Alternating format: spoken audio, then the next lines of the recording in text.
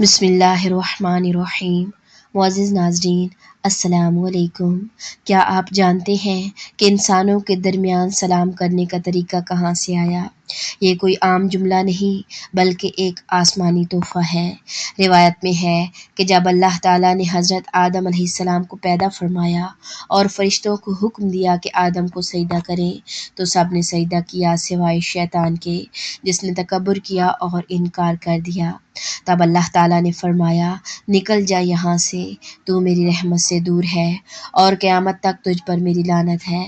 اس کے بعد اللہ تعالیٰ نے حضرت آدم علیہ السلام کو ایک خاص حکم دیا اور فرمایا، فرشتوں کے پاس جاؤ اور انہیں سلام کرو۔ چنانچہ حضرت آدم علیہ السلام فرشتوں کے پاس گئے اور فرمایا، السلام علیکم ورحمۃ اللہ وبرکاتہ۔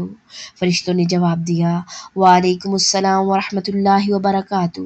جب آدم علیہ السلام واپس آئے تو اللہ تعالیٰ نے فرمایا، یہ تمہارا اور قیامت تک تمہاری اولاد کا سلام ہے۔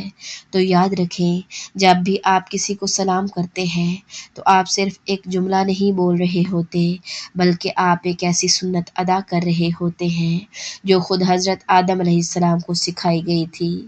اسی لیے اگلی بار جب بھی سلام کریں تو دل سے کریں، محبت سے کریں، کیونکہ یہ جنت کی خوشبو ہے۔